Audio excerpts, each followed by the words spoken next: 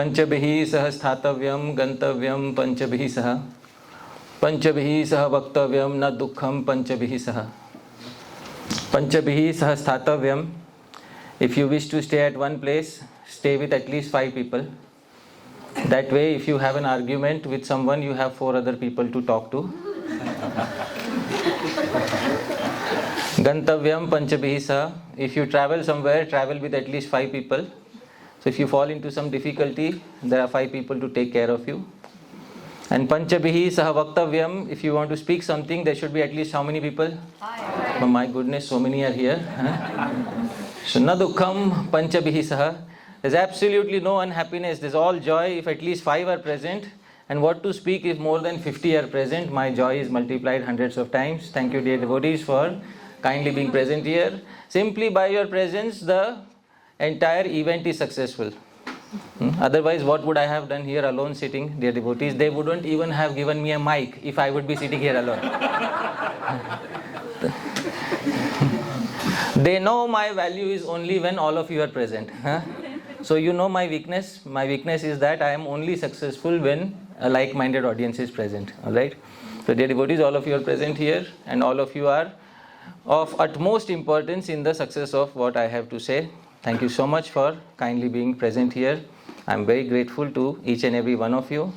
Dear devotees, we are continuing the series on the fundamentals of Śrī-Krishna-smaraṇam. These are only the fundamentals. Believe me, there are entire manuals written on Śrī-Krishna-smaraṇam, and that cannot be covered in a 3-part seminar.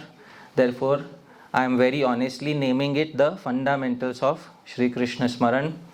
Yesterday, we saw how Śrī-Krishna-smaraṇam is defined by our previous acharyas and how Śrī-Krishna-smaraṇam is also a part of Vaidhi Bhakti, daily regulated practice of Bhakti. It is not something which is to be done only after a certain stage in life. In fact, you can do it every morning. And Maharaj did a surprise check today and we found out that 10% of the students have passed. So the remaining students have to give the exam again tomorrow. So I hope that tomorrow morning, Bhagavan will remind all of us that you have to remember. Bhagavan will remember us and remind us that you have to remember me. Wake up, Hari Parshad. You have to remember me.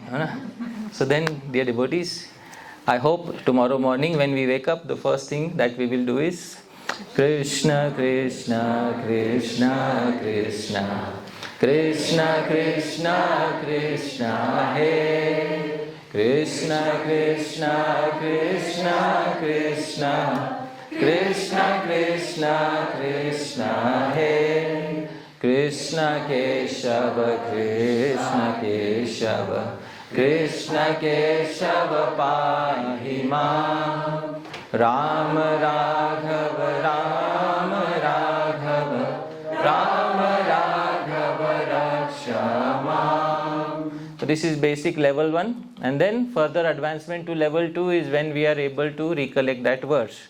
Alright, we showed a verse yesterday. I will sing that verse. Those of you who know the verse, sing along with me. Jayati Janani Vaso Devaki Janma Vado Yaduvara Parishad Svair Dorvirasyanna Dharmam Sthirachara Vrijinagna Susmitam Shri Mukhena Vrajapura Vanitana Vardhayan Kamadevam.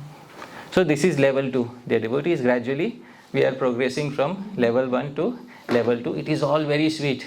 Śrī-Krishna-smaraṇam, very sweet. You can have your assorted box of selected chocolates of Smaranam every morning.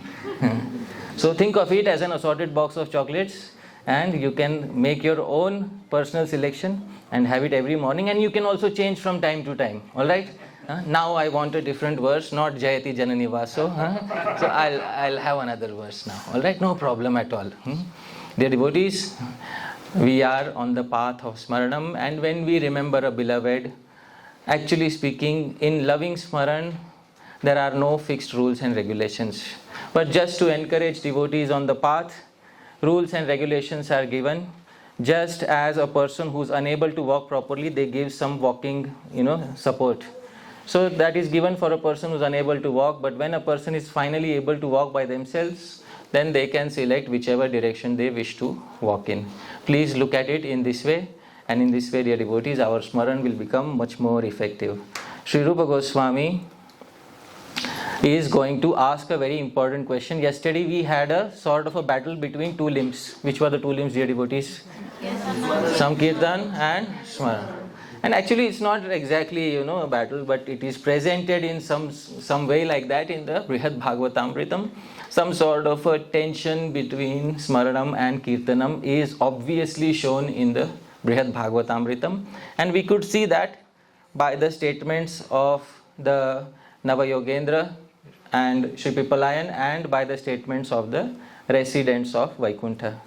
Obviously this is because devotees like to take sides, and devotees also like to lobby, Kirtan is the best, Smaran is the best. Dear devotees, today Maharaj spoke of limbs of bhakti. How many limbs of bhakti did Maharaj mention? 9. In actuality, how many limbs of bhakti are there? Okay. So, see, there is no consensus even on this simple point. How many limbs of bhakti are there?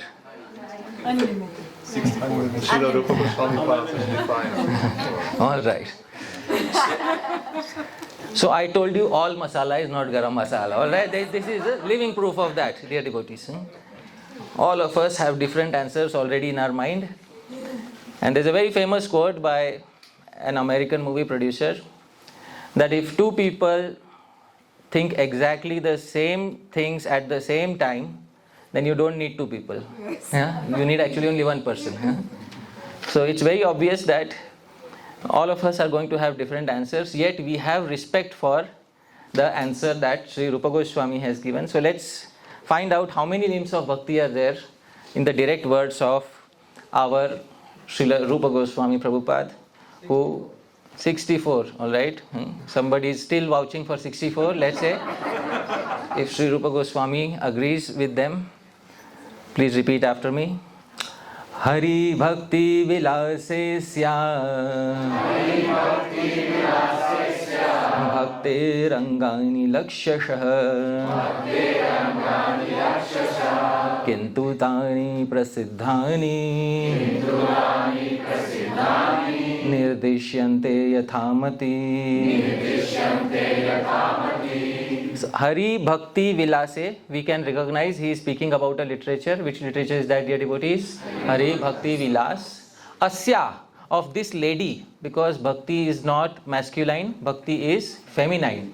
So Asya, for this Bhakti, Bhakter, Asya Bhakter, this Bhakti has Angani, limbs. How many limbs? Lakshashah. In Hari Bhakti Vilas, there are millions of limbs of Bhakti described. Dear devotees, would you like to know some of the millions of limbs of Bhakti? Yes. Following Nirjala Ekadashi is one limb of Bhakti. Doing Kirtan or Nirjala Ekadashi is another limb of Bhakti. Doing circumambulation of Bhagwan's temple on Nirjala Ekadashi is the third limb of Bhakti.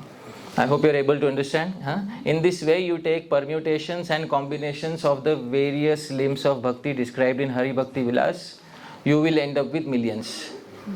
So, Lakshashah, by the millions. Kintu, however, since this is not Hari Bhakti Vilas, since this is Bhakti Rasamrit Sindhu that he is writing, Tani Prasiddhani, amongst the millions I am highlighting the Prasiddha. What is the meaning of Prasiddha, dear devotees? The well-known ones.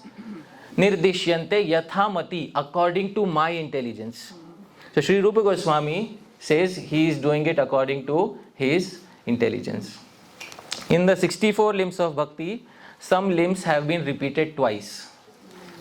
Especially at the end, some limbs have been repeated twice so that we can get to an auspicious number. What is that auspicious number? 64. But dear devotees, in actuality, there are millions of limbs of Bhakti. Do we have Gaur Krishna Prabhu here? Or he is at the back? Oh, no Prabhu, you see, I will ask somebody else today. Okay. Prabhu, can you read the translation of In the Hari Bhakti Vilas, millions of limbs of bhakti have been described. However, in this literature, Hari Bhakti Rasamrita Sindhu, only the 64 prominent ones are being described according to my intelligence. So dear devotees, you can select any of the limbs of bhakti according to your choice, but this is not my statement, dear devotees. How do we decide which limb of bhakti is applicable for us and which limb of bhakti is not applicable for us? Because all of us have a favorite limb of bhakti. Some are favorers of kirtanam, some are favorers of smaranam, and then what do we do about it? Dear devotees, Sri Rupa Goswami is going to give the answer so that we don't end up creating institutions around limbs of bhakti. I hope you are able to understand that this is the limb of bhakti that you need to perform. Otherwise, you cannot be successful. So, dear devotees, Sri Rupa Goswami therefore says, Sa bhakti reka mukhyanga Shrita naikangikathava Sa bhakti, that lady named Bhakti, Eka Mukhyanga. She can be executed by taking shelter of Eka. Eka Anga. What is Eka Anga? One limb. You can take shelter of. Or Shrita Aneka Angika Athava. Or you can take shelter of multiple limbs of Bhakti. Question is, who gets to decide which limb I should select and which limb I should not select? So Sri Rupa Goswami gives an answer in the remaining half of the verse. Please repeat after me. Svavasananusarena Nishthatah siddhikrit bhaved. Svavasana. Dear devotees, Rupa Goswami says, such a bhakti executed in a dedicated manner according to Svavasana. Sva means one's own and Vasana means innate tendencies. So you have the freedom to execute bhakti according to your innate tendencies, but please note, we might have fixed some vows with the Guru that we will execute certain amount of japa, that we will execute certain amount of deity worship. We might have taken a vow with the Guru. After we complete our prescribed vow, then this verse is applicable for you, dear devotees. Svavasana anusarena. Then you can spend the rest of the hours of the day in any of the 64 limbs of bhakti that you desire according to your choice. There is absolutely no restriction in this regard.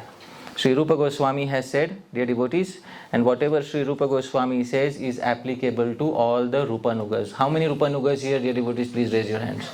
Oh wow. Please check who's not raising his hands. What is Rupanuga? Yeah, what is Rupanuga? What is Rupanuga? At least a person who, like me, at least theoretically says that I wish to follow in the footsteps of Sri Rupa Goswami. Or at least a person who theoretically wishes to follow, or a person who is at least initiated in a lineage which comes from Srila Rupa Goswami. How many here are initiated in a lineage which comes directly from Srila Rupa Goswami? See? So by Diksha already they are Rupanuga, and by our practice also we wish to become Rupanuga Vaishnavas. So this is what he is giving, dear devotees. When an Acharya gives us freedom like this, he is giving us freedom by putting trust in us. Please try to understand. Here is where the Acharya is putting trust in our capabilities. And when the Guru puts trust in the capabilities of the disciple, actually it is a big responsibility upon the disciple that they will make sure that they will not break the trust of their Guru. Which means they will spend the rest of their day as much as possible trying to execute any limb of bhakti according to their innate desires. So this, dear devotees, is the trust that Sri Rupa Goswami has given you. It's a very good Guru who trusts the disciple, and it's a very good disciple who trusts the Guru. And when there is mutual trust between the Guru and disciple, and both of them live up to the trust, there is nothing as good as it. So this is what Sri Rupa Goswami has gifted us, his trust, and he expects that we will live up to his trust. Otherwise he could have easily said that only execute the first 10 primarily. But no, he has given us the freedom. Dear devotees, therefore, when Sri Rupa Goswami says that you can execute bhakti in any way and it can give you perfection, he also gives examples of devotees who have attained perfection through each of these processes. This verse is in the meter Shardula Vikriditam, same as Shad Goswami Ashtakam. Kindly sing after me.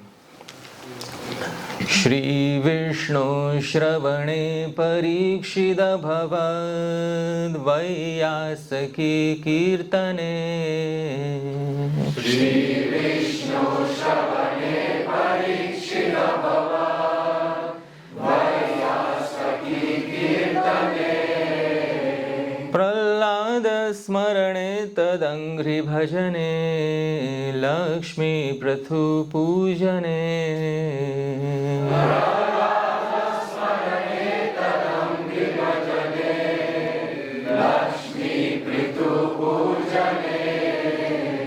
Akrurastvabhivandane kapipatir dasyetha sakhyarjuna. Akrurastvabhivandane kapipatir dasyetha sakhyarjuna. Sarvasvatmani vedane balirabhut krishnaptire shampara. Sarvasvatmani vedane balirabhut krishnaptire shampara. Shri Vishnoho Shravane, in hearing about Shri Vishnu, one devotee, or in hearing about Shri Krishna, one devotee attained perfection. What is the name of that devotee? Parikshita Bhavat. He did not need to perform kirtan in order to attain perfection. He attained perfection simply by Shravanam. There are devotees who ask, can I simply hear talks by others because I don't feel inspired enough to speak? Come on the platform and speak. Of course you can attain perfection, but since this is Kali Yuga, please try to do a little kirtan, because please fulfill some Yuga Dharma. Alright, so from time to time do something to help Sri Chaitanya Mahaprabhu, but otherwise you can also attain perfection through Shravanam. Alright, then Vaiyasaki Kirtane, the son of Vyas attained perfection through Kirtan. Who is the son of Vyas? Vaiyasaki. Sri Shukadev Goswami is Vaiyasaki. He attained perfection through Kirtan. Pralada Smarane, and who attained perfection through Smaran, dear devotees? Sri Pralad. Pralad Smaran is so of such high caliber that when weapons were brought in front of him by Hiranyakashipu and he was given a choice, either you accept me as the Supreme Lord, Hiranyakashipu said, or I'll slaughter you using these weapons. In the Vishnu Puran, Pralad said, Vishnu Shastreshu Yushmasu Mai Chasav Vyavastita. Vishnu is present in the weapons, I can see him. He is present in you and he is present in me. Therefore, by the strength of my word, nothing will happen to me. Pralad said this and nothing happened to him. So he could see Vishnu even within the weapons that were presented to slaughter him. And dear devotees, it's an established fact that Bhagwan Narasimhadev did not appear for convincing Prahlad. Bhagwan Narasimhadev appeared for whose conviction? Hiranyakashipu. Because who was not convinced that Bhagwan is in the pillar? So the main reason for the appearance of Bhagwan Narasimhadev is not Prahlad Maharaj. The main reason for his appearance is Hiranyakashipu. Because if Hiranyakashipu would have agreed, yeah, he is in the pillar, so that's it, he wouldn't have appeared there. The main difficulty was Hiranyakashipu did not agree. He wanted Pratyaksh Praman, live proof, and Bhagavan gave him a live proof on the spot. Therefore, in the Srimad Bhagavatam, in some places where Hiranyakashipu gives statements, you will find Shri Hiranyakashipu Rovacha. And so why should Shri be added before the name of Hiranyakashipu? Because actually he is the main person responsible for the appearance of whom? Narasimhadev. And he sacrificed himself in that process. So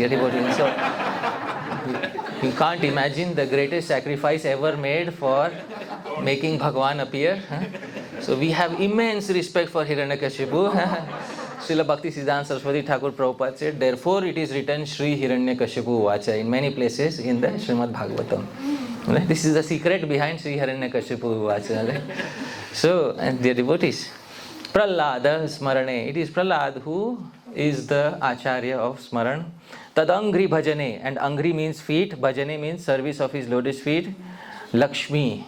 So, one devotee attained perfection in serving his lotus feet. And who is that? Srimati Lakshmi.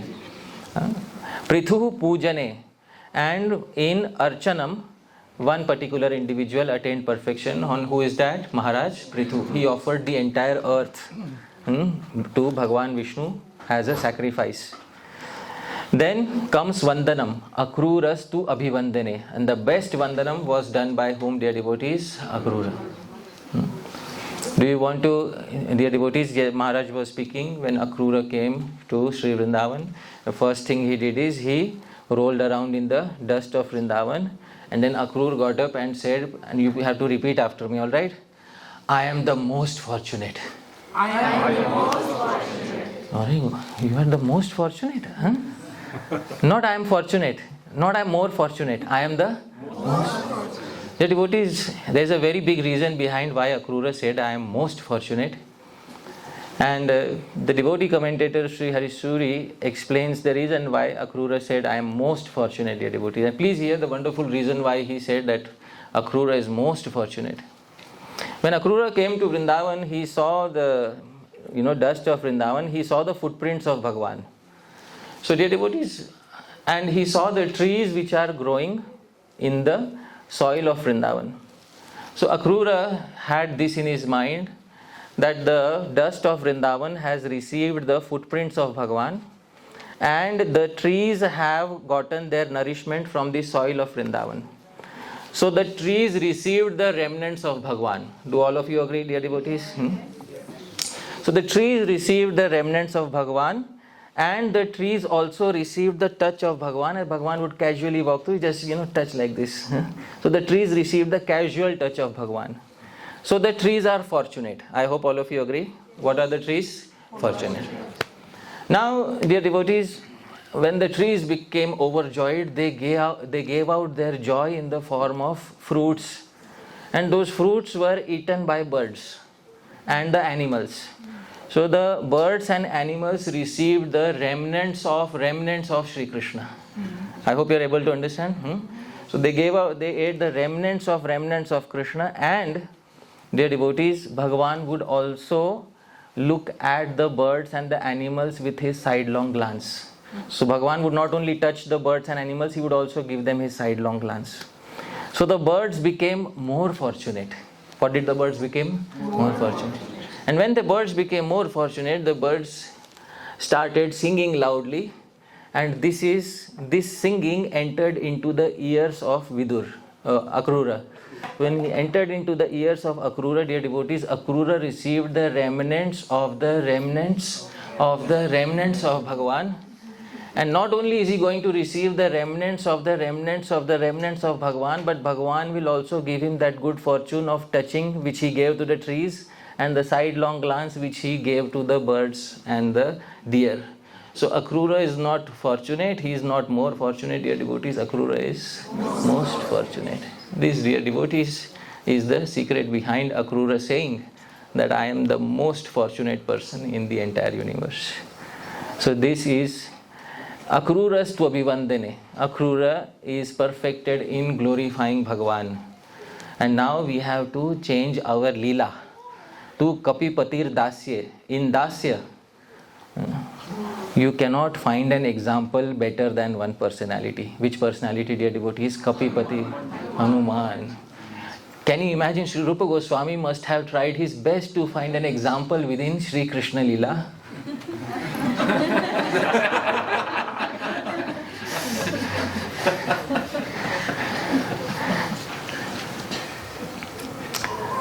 Krishna is Sevya Bhagavan. He is the Lord amongst those who enjoy. And Hanuman is the Lord amongst those who serve. He is the Sevak Bhagavan, dear devotees. There is nobody who can beat his service to Bhagavan. Kapipatir Dasya. And Sri Rupa Goswami is so honest about it. Yeah, he could have written Uddhav or somebody, and we would have accepted it as it is. But no, we have to be thoroughly honest, because the Srimad Bhagavatam is meant for individuals who are thoroughly honest. So if we are thoroughly honest, we will agree that the greatest amount of seva in Dasya Ras was done by Shri Hanuman. And Sakhya Arjuna, and in Sakhya Ras, the highest was Arjuna. And Sarva Svatma Nivedane, and in offering everything to Bhagavan, even at the expense of his own prestige, even at the expense of his own guru's, of betraying his own guru's order. If there is somebody who gave everything to Bhagavan, there was only one personality, Balir Abhut. Who was that? Bali Maharaj. Krishnaptir Esham Para. The attainment of Krishna for all of these is the highest, because they perfected each process respectively, dear devotees. This is the translation. Prabhu, kindly read the translation. In Shravana, Parikshit Maharaj, in Kirtana, the son of Sri Vyasadeva, in Smarana, Prahlad Maharaj, in Pada Sevanam, Lakshmi Devi, in Archana, Prithu Maharaj, in Vandana, Akrura, in Dasya, Hanuman, in Sakhya, Arjuna, in Atma Nivedana, Bali Maharaj. All these devotees attain Krishna in the most excellent manner through these respective processes. So this, dear devotees, is how each and every devotee selected a process according to what? Please tell me. According to their own innate desires. Alright, Swavasana Anusarena. So this, dear devotees, is what Sri Rupa Goswami wishes to imprint upon us. Now, dear devotees, please try to understand. Yesterday we discussed about Smaranam, and Smaranam also has many distinctions within it. Dear devotees, we might be knowing that in the Bhakti Rasamrit Sindhu, in the 64 limbs of Bhakti, Sri Rupa Goswami has kept Sankirtanam separate and Japa separate. Sankirtanam is limb number 33, Japa is limb number 34.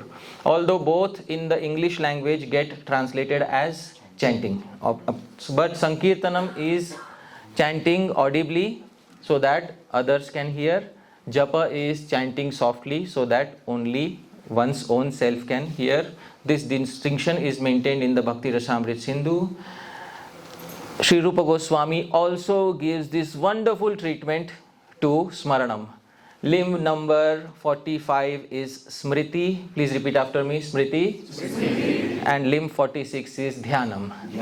So you can see how nuanced the understanding of Sri Rupa Goswami is in Bhakti Rasamrit Sindhu. He has separated Smriti, general Smaranam, from Dhyanam, which is intense Smaranam. This is the distinction between Smaranam and Dhyanam.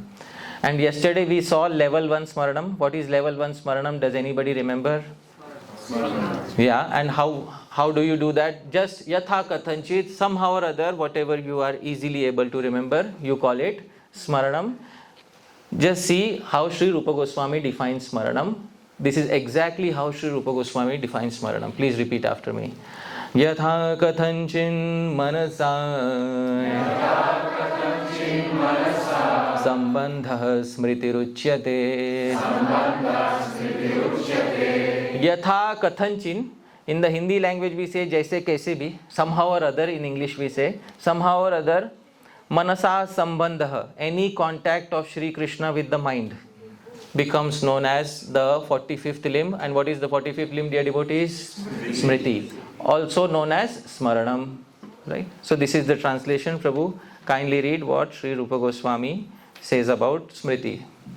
Somehow or other, connecting to Krishna through the mind is known as Smriti, Smarana. But Prabhu, if this Smriti breaks while remembering Krishna, is that okay? Yes. Please, dear devotee, is it okay if it breaks in between? Yes, obviously it is okay, no problem. You know?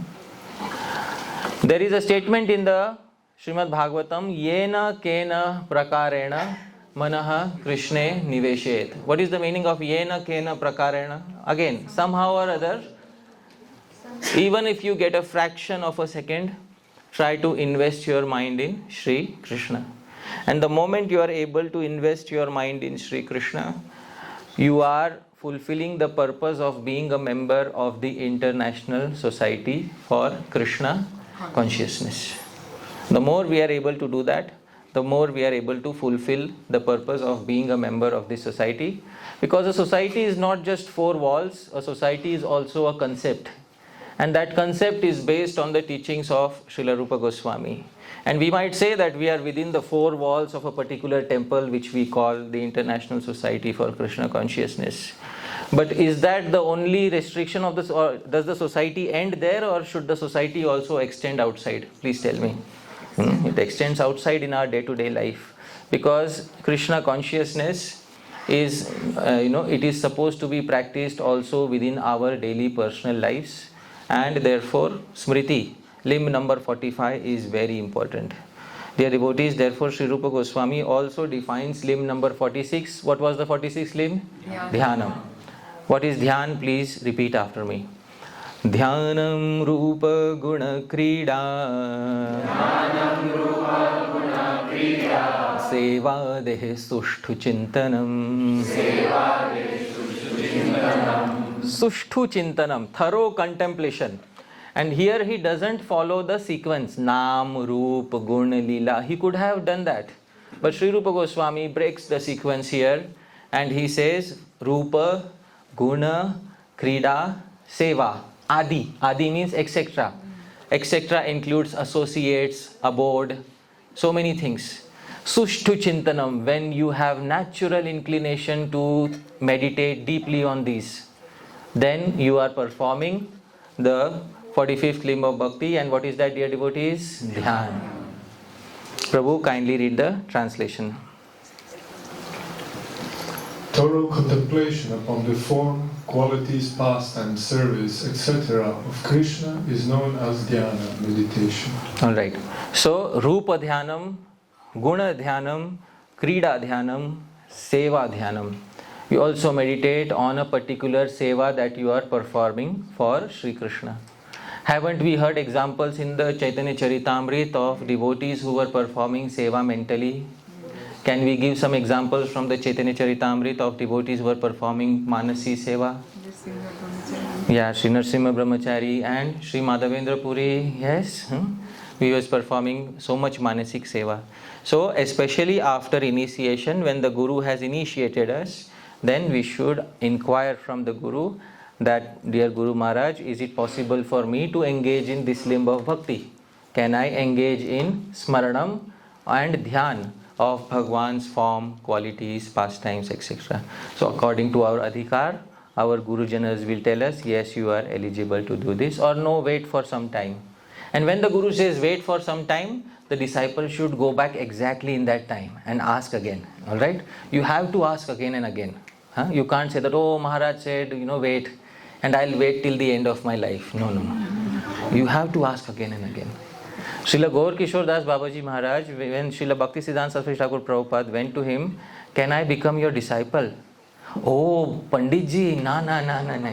Siddhanta Saraswati, oh, no.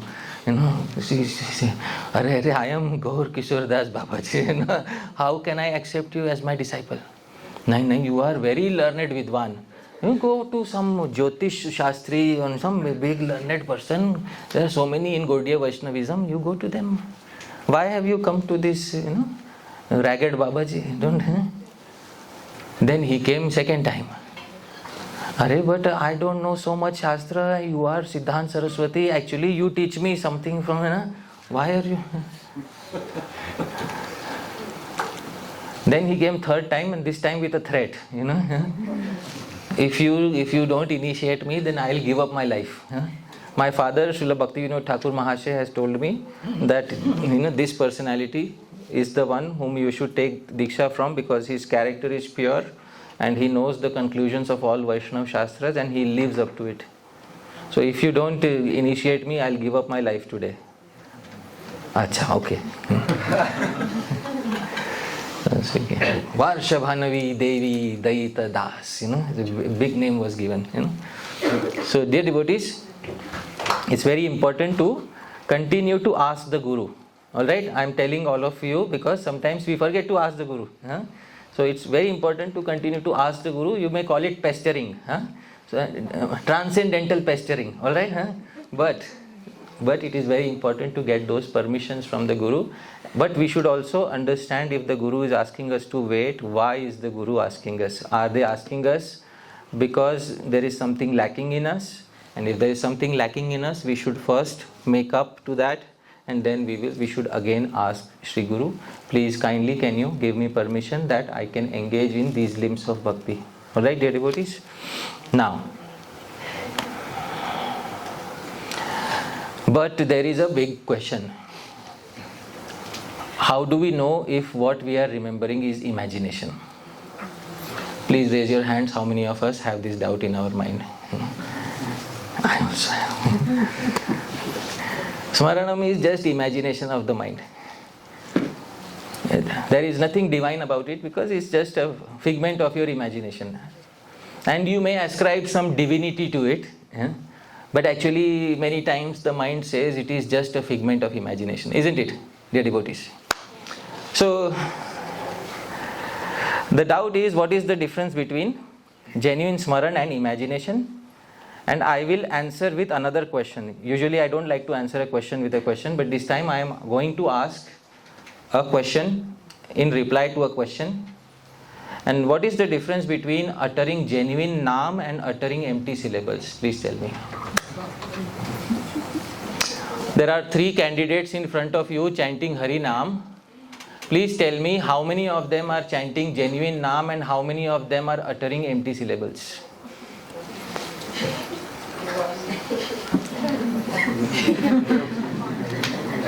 Are? Bolo, bolo. Difficult to say, my goodness. It's very difficult.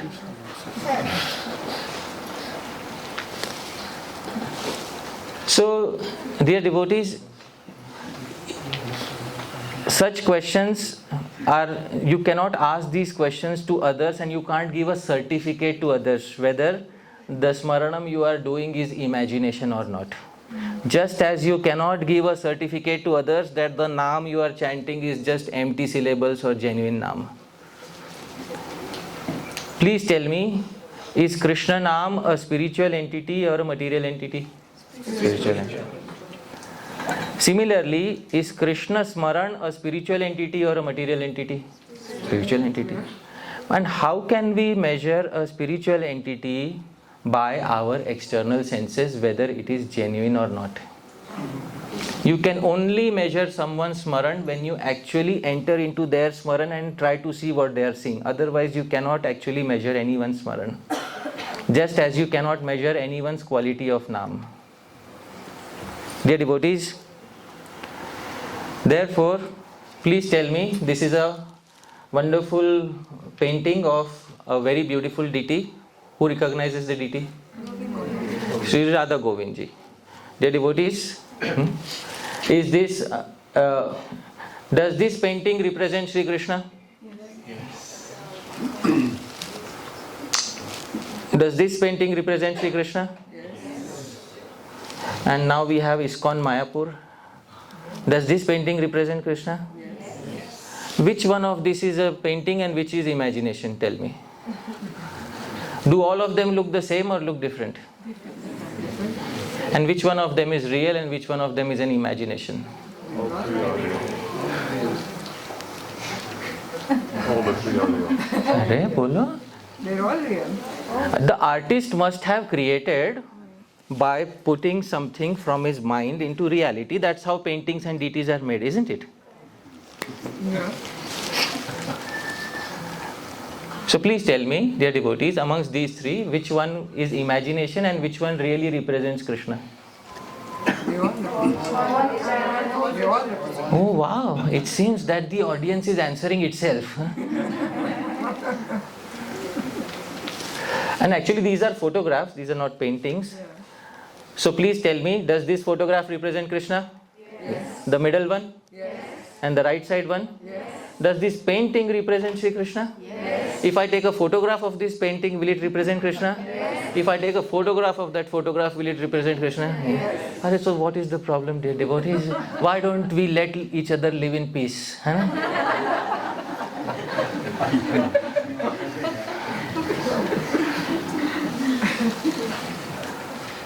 So, dear devotees, therefore, just as we cannot distinguish between genuine Naam and Namakshar, it is up to Bhagavan to distinguish that. Similarly, we cannot distinguish if somebody's Smaran is genuine or not. It is up to Bhagavan to make that distinction and Bhagavan to make any corrections. Therefore, the deciding factor is given by Sri Rupa Goswami. Please repeat after me. Atah Śrī-Krishna-namadi na bhaved grahyam indriyai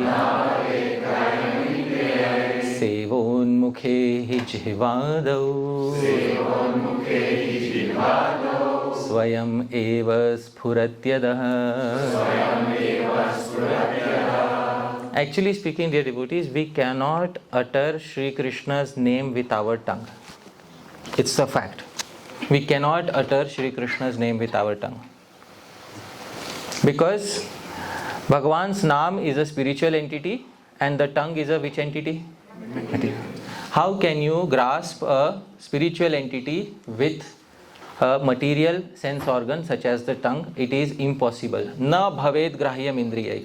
So actually speaking, the answer is that nobody is chanting Krishna Naam, they are only uttering the syllables. But Sri Rupa Goswami says no. Seva unmukhe hi jihvadau. But if somebody is inclined to genuine seva, if the inclination is what, dear devotees? Genuine seva, then Naam voluntarily descends on the tongue, etc. We cannot grasp Naam with our tongue. Naam descends voluntarily on our tongue. I hope you are able to understand. Similarly, we cannot grasp Krishna by our mind. Is it possible to grasp Sri Krishna by our mind? No. Sri Rupa Goswami has said Indriyai, not one sense organ, he has included all the sense organs. So, just as Shri Krishna's name cannot be grasped by the tongue, Shri Krishna's image cannot be grasped by the mind. Because the image of Shri Krishna, actual image of Shri Krishna is spiritual in nature, but the mind is what in nature, dear devotees? Material.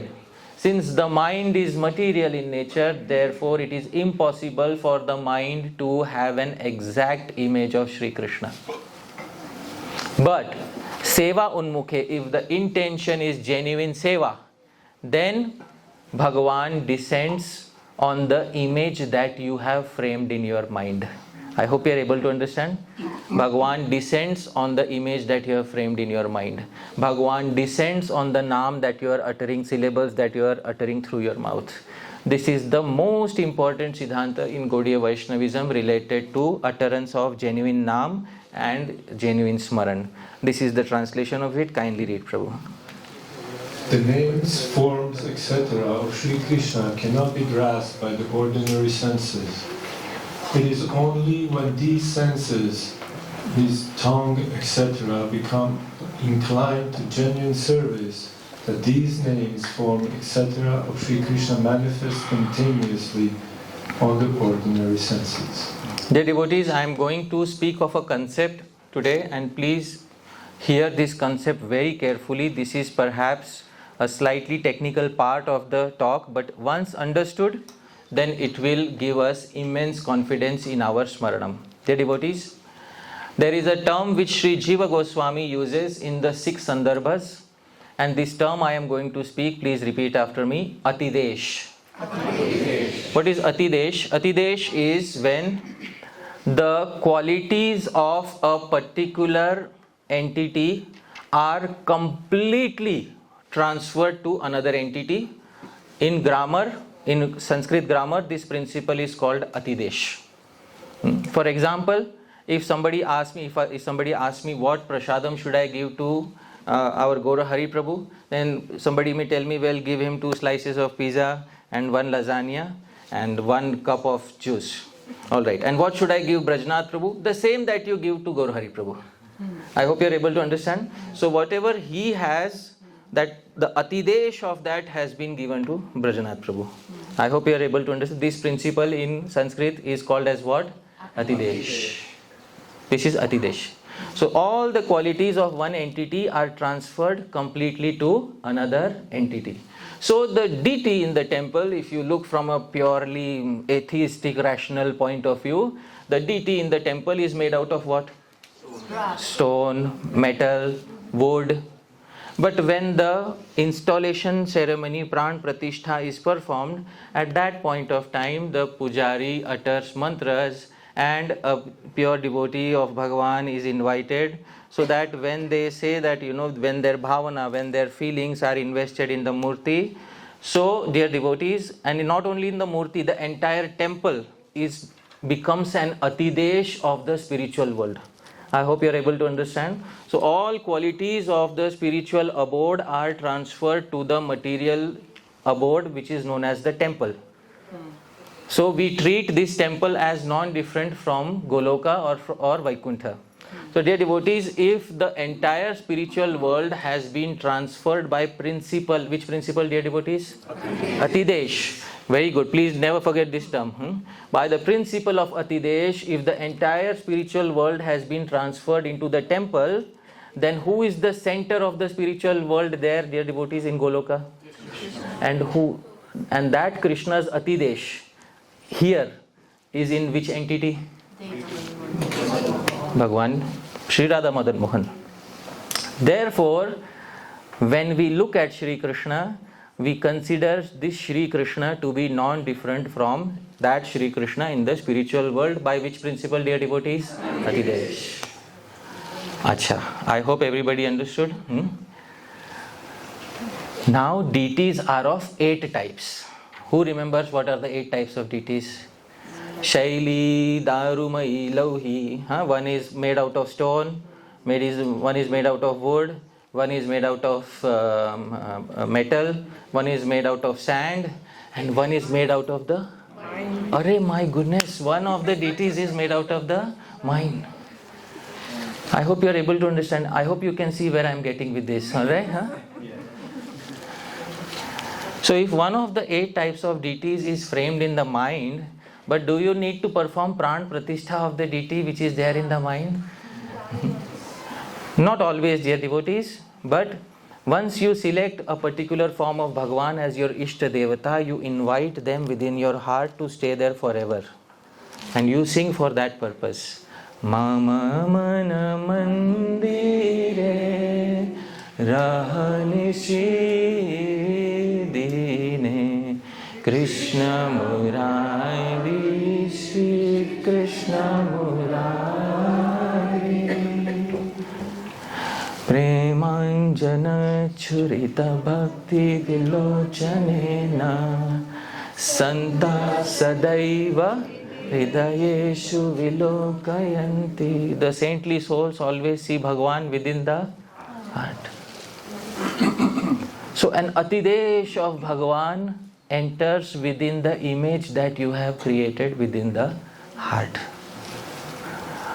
Does the deity in the temple need to be an exact replica of Shri Krishna in the spiritual world? Is Shri Krishna in the spiritual world of the same height that Shri Radha Madan Mohan here is?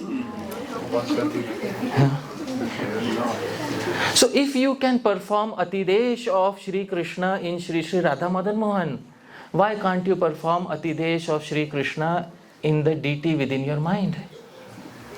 I hope you are able to understand. It's such a simple principle. It's such a simple principle. And people perform this even in material life, dear devotees. I'll tell you, people perform this even in material life. In the world outside, there may be a person who may be very attached to his cat, a pet. And then the cat dies, and then they have a picture of that cat, and they treat that picture exactly as if they would be, treating their cat. Which principle is being applicable here, dear devotees? What is the Sanskrit name? Atidesh. Are? If people can do it in the material world, what is stopping all of you devotees? Isn't it so obvious? People in the material world are better deity worshippers than some of us, isn't it?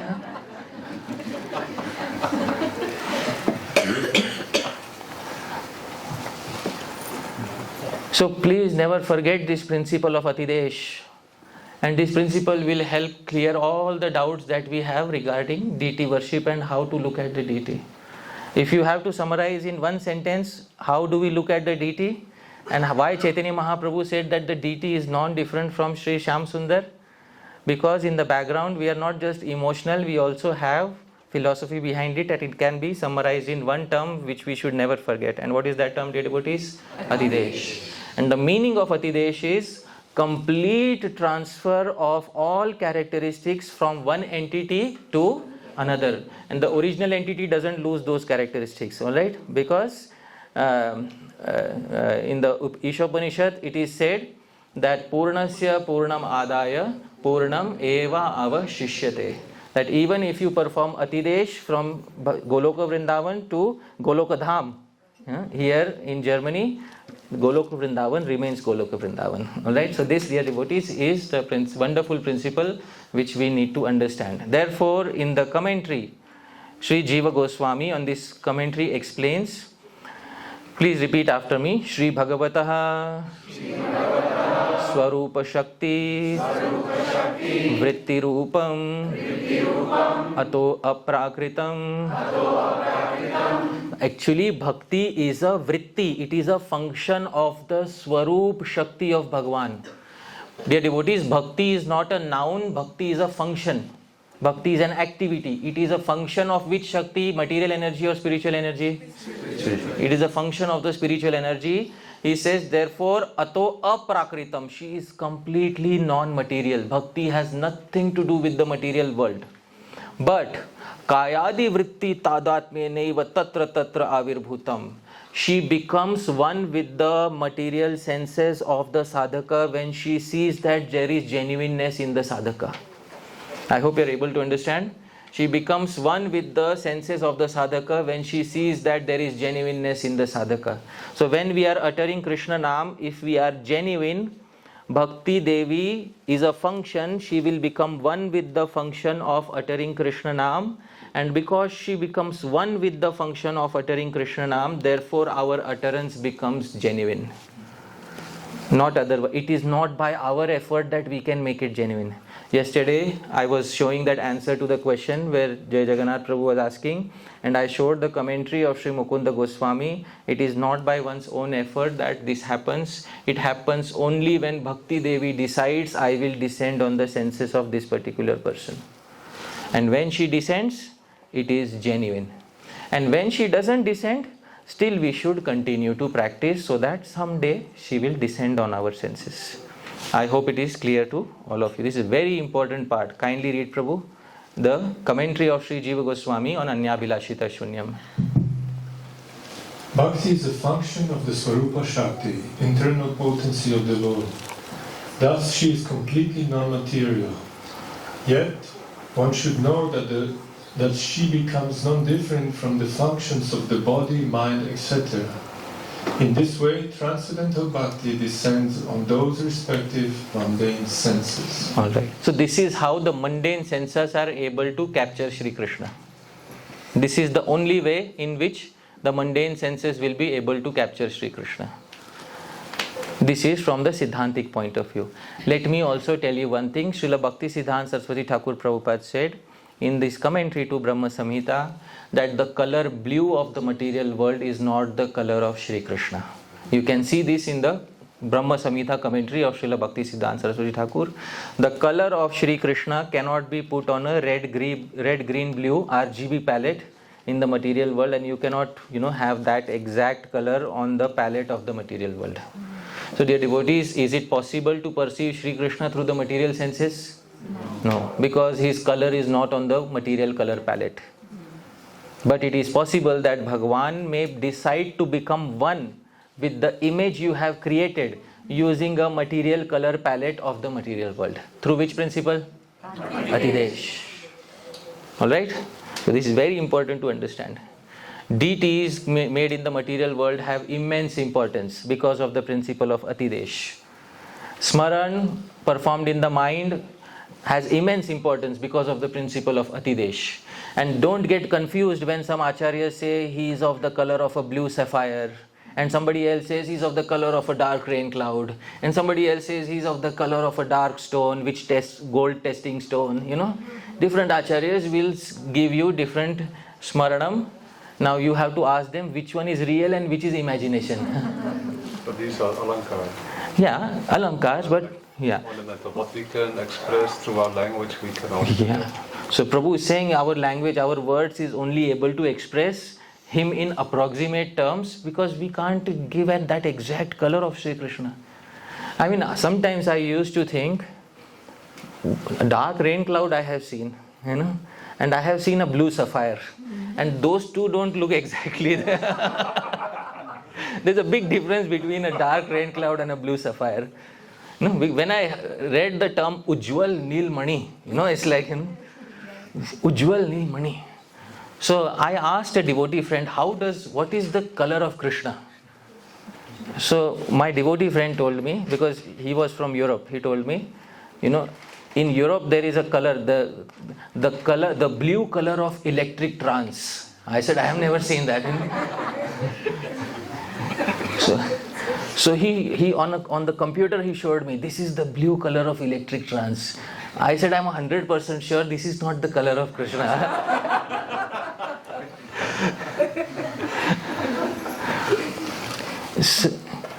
Because he felt it was the most attractive blue color, so he might be thinking that the blue color of electric trance is the color of Krishna. That I can accept.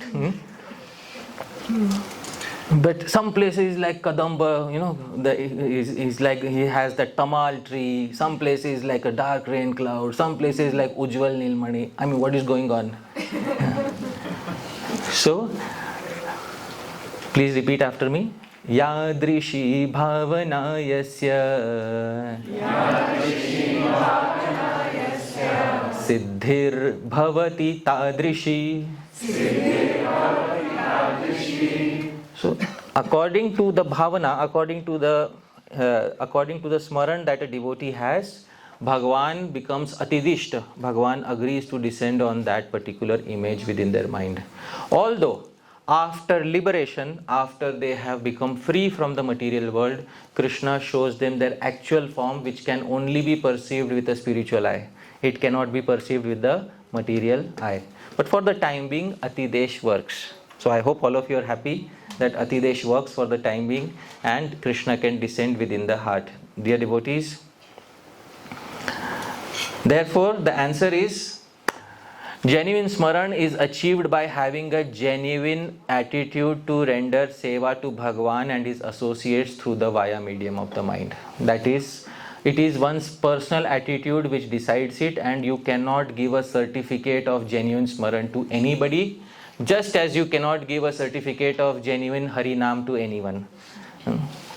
Has anyone heard of a certificate, this person is chanting genuine Harinam? Can we give any such certificate in the institution? We can, but the certificate has no value. How much you have to pay? Yeah. 1 crore rupees. Give me $1 million, I'll give you a certificate. Meet me after the lectures,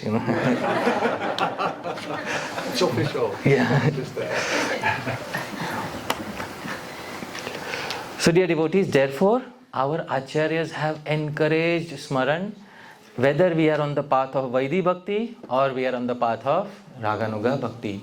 I told you, I will not speak without support from Srila Prabhupada. So here comes support from Srila Prabhupada. Srila Prabhupada says something. Prabhu, please read what Srila Prabhupada has to say. According to different relationships with the Supreme Personality of Godhead, there are varieties of Namanukirtanam, chanting of the holy name. And thus, according to different relationships and mellows, there are 5 kinds of remembering. These are as follows. Hey, where did we hear about the 5 levels of remembrance? Yesterday. Oh, yesterday. And who was giving those 5 levels? Srila Jiva Goswami. And who is speaking again about 5 levels, dear devotees? Srila Prabhupada. Oh my goodness. No? Level 1. Please read, Prabhu.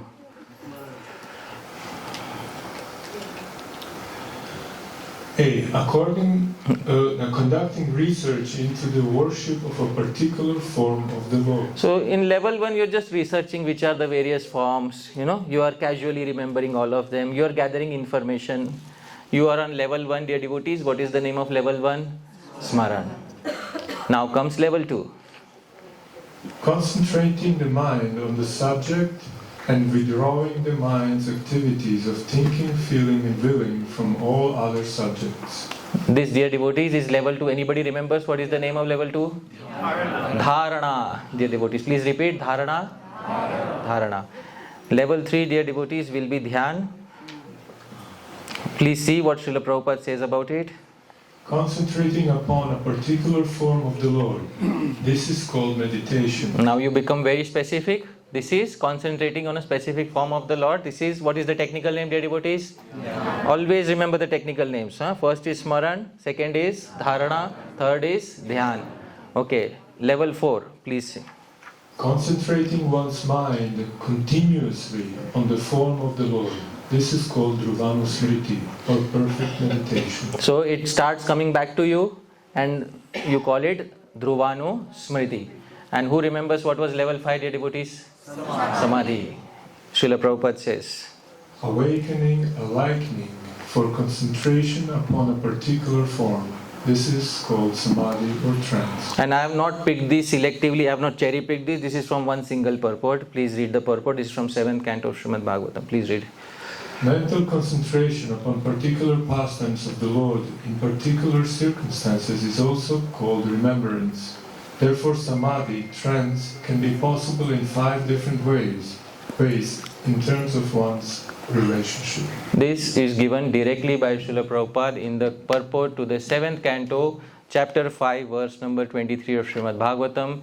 You have the same sequence that Sri Jiva Goswami gave in the Bhakti Sandarbha, given by Srila Prabhupada. The reason why I had put this slide on the first day, I said I had faced some challenges when I presented this originally, and one of the challenge was, where did Srila Prabhupada give such a methodology? Here is where he has given it, and nobody can deny it. And as Maharaj said in the morning, sometimes we selectively read Prabhupada's books and forget some portions of Srila Prabhupada's book. So here is that portion which some of us might have forgotten. Here are the 5 levels from Sri Jiva Goswami that are coming directly from Srila Prabhupada. Also in Upadeshamritam. Yeah, but in Upadeshamritam it is on Dasha, Smaran Dasha, Varan Dasha. But in that Smaran Dasha he describes all these 5. But also in another place, because in this place he is giving it as a recommend. The devotee must do like this. So here is where Srila Prabhupada gives it as a recommendation, and this may Srila Prabhupada also gives another recommendation. Prabhu, please read. Concentrating pratasmriti. Concerning pratasmriti, remembrance of the Lord in the morning, in the early morning hours known as Brahma Muhurta. One should get up and immediately chant the Hare Krishna mantra, or at least Krishna Krishna Krishna Krishna Krishna Krishna Krishna Hey. In this way, one should remember Krishna. Some shlokas or prayers should also be chanted. By chanting, one immediately becomes auspicious and transcendental to the infection of material qualities. Actually, one has to chant and remember Lord Krishna 24 hours daily, or as much as possible. Yeah, 24 hours daily or as much, because he has read Srila Vishwanath Chakravarti Thakur, because 24 hours means as much as possible every day, dear devotees. Even half a syllable in the purports is not meaningless. I am telling you one thing, even half a syllable in the purports is not meaningless. But it requires you to have that perfect application at that perfect place. There is a Sanskrit verse, Amantram aksharam nasti, nasti aushadam amulakam, ayogyaha purusha nasti, yojakas tatra durlabha. There is no syllable which cannot become a mantra. There is no plant which cannot become an Ayurvedic medicine. And there is nothing which remains useless if the proper person finds the proper application. So it's very important to understand that not even half a syllable is meaningless in the purports. I will pick out sometimes something which will, 24 hours a day he could have finished there, but he doesn't finish there. What does he say after that? Or as much as possible. It's very important because here he follows exactly in the line with which Acharya, dear devotees, Srila Vishwanath Chakravarti Thakur. And thus we have everything given by Srila Prabhupada. Why have any doubts in your mind? You have the full force of the Guru Parampara coming to you through the via medium, but we only appreciate the message when we also look at the original, dear devotees. Then we come to know what is the importance of the message that Srila Prabhupada has given to us. Therefore, dear devotees, Smaranam is for all stages of life. Srila Jiva Goswami says Smaranam works where other processes may not work. I told you I am a supporter of which limb of bhakti? How many are with me? Please raise your hands. See, I am converting people to my Smaranam in all stages of life. Sri Jiva Goswami says, please repeat after me. Garbhe. In the womb, dear devotees, when you are upside down, the Srimad Bhagavatam describes in the 3rd canto that the living entity, when unable to perform karma yoga, when unable to perform jnana yoga, and unable to perform ashtanga yoga, dear devotees, is able to perform one limb of bhakti, smaranam, and the living entity in the womb remembers, oh my dear Bhagavan, again I am recycled in the material world. Last time I swear I had promised, I'll perfect it last time. But the circumstances last time were so bad. I can, Bhagavan. My marriage really, I suffered in my marriage last time, Bhagavan. So last time I couldn't make it to Krishna Prem. Bhagavan, this time please promise me you will give me a good spouse. Please, Bhagavan.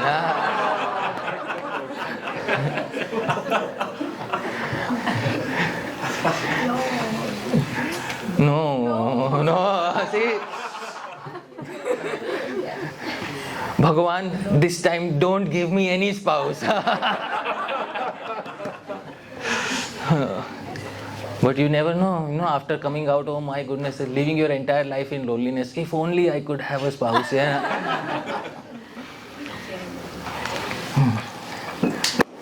So, Garbha in the womb. In the womb, dear devotees, one limb of bhakti is easily possible. Which limb, dear devotees? Smaranam. Example of this, dear devotees, he says, Shri Narada Karita Shri Praladasya. Shri Narad Muni gave Smaranam to whom in the womb? Shri Pralad. Next, please repeat after me. Balye. In childhood it is very easily possible to remember Bhagavan. And this is possible in the case of Dhruva Maharaj, who in his childhood performed intense meditation upon Bhagavan and attained Bhagavan in a matter of a few months. So even in childhood it is possible to remember Bhagavan, dear devotees. Next stage, please repeat. Yauvane. In youth it is possible to remember Bhagavan. Example of this is given as Ambarish Maharaj. Ambarish Maharaj, although in his full youth he was still remembering Bhagavan, it is very difficult to remember Bhagavan in the youth.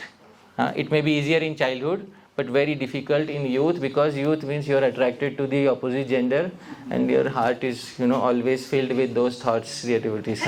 When will she become mine? When will she look at me? And all those things. And it is good. It is part of growing up. Dear devotees, it is part of growing up to experience that first attraction, but it is possible also to remember Bhagavan in that same youth, Yauvane. Please repeat after me. Vardhakye. In old age it is possible to remember Bhagavan. Example of that is Dhritarashtra. After his 100 sons were killed, he was still staying within the palace of Yudhishthir and Bhim. And Vidur was annoyed at him, and he came to Dhritarashtra and said, you are living like a dog on the bread thrown by Bhim, the killer of your 100 sons. If you have any amount of self-respect remaining, get out of here and go to the forest and perfect your life. So he went along with Gandhari and they perfected their life by remembrance of Bhagavan. In which age, dear devotees? Old age. Vardhakya. Next, dear devotees, please repeat Marane. At the moment of death, we have Ajamil, etc. Remembrance of Bhagavan at the moment of death in the case of Ajamil. Dear devotees, it should end here, but it doesn't end here. Please repeat after me. Maranantare. It is also possible to remember Bhagavan after death. Alright?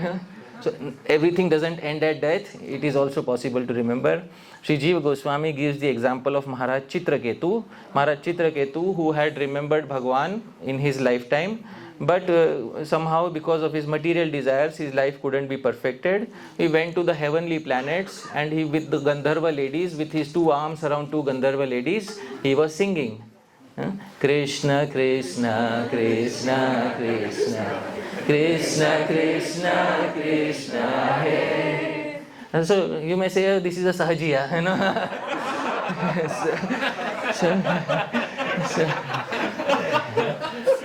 Are Baba, the rules of earthly planets are not applicable to the heavenly planetary system, all right? So don't become, don't become attracted to it. Yeah? Some of you may. Earth is not a good place to perform kirtan. You know, the best kirtan is here. Krishna, Krishna, Krishna.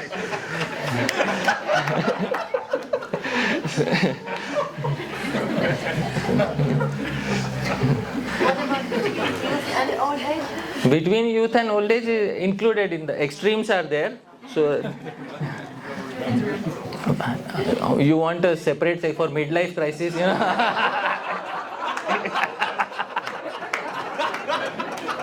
So,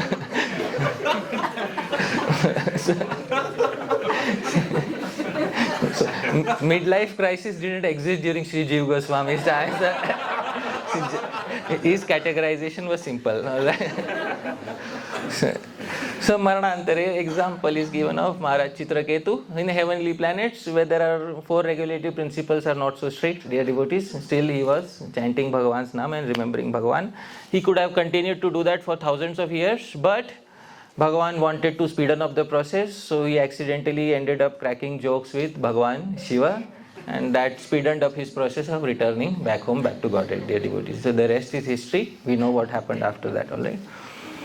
And then, dear devotees, please repeat Yonyantare. In any other species of life, it is possible, because you might see sometimes some animals come in front of the temple, sometimes some birds, animals are come. Sometimes you see stories in India, there is a cow who is visiting a temple every day, there is some animal who visits the temple every day. That's because that remembrance from the past life.